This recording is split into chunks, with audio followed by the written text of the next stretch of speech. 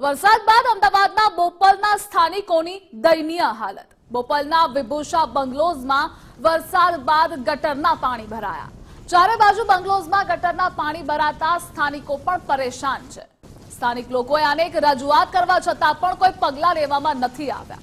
ગટરના પાણી ઘરમાં ફરી વળતા સ્થાનિકોમાં બારોબાર રોષ પણ છે, તો તંત્રના પાપે સ્થાનિકો ગંદા પાણીમાં રહેવા મજબૂર બન્યા છે।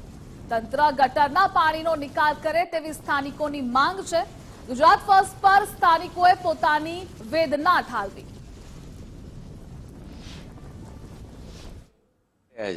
એને લીધે અમે છેલ્લા 1 મહિનાથી પરેશાન થઈ રહ્યા છીએ।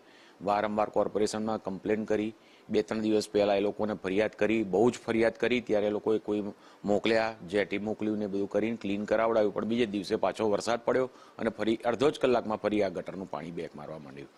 અમે 1 મહિનાથી ગટરના પાણીની વચ્ચે જીવી રહ્યા છીએ। ઘરમાં એન્ટ્રી કરી ત્યારે જ તમે એનું પરિસ્થિતિ જોઈ, બરાબર છે। હવે આ જ કન્ડિશન 1 મહિનાથી છે અમારે ત્યાં।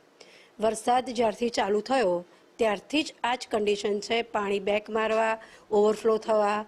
ગવર્મેન્ટમાં, એએમસીમાં રોજની 10 કમ્પ્લેન, જો ત્યાં ચેક કરાવો હોય તો કરાવો, તો રોજની મારી 10 કમ્પ્લેન હોય છે। ખાલી એક જ જવાબ, હા મેડમ થઈ જશે, ટાઈમ આપો। કેટલો ટાઈમ આપવાનો? એનો જવાબ બી હવે અમને ગવર્મેન્ટ આપે કે ભાઈ અમને કેટલો ટાઈમ તમારે જોઈએ છે અમારી પાસેથી।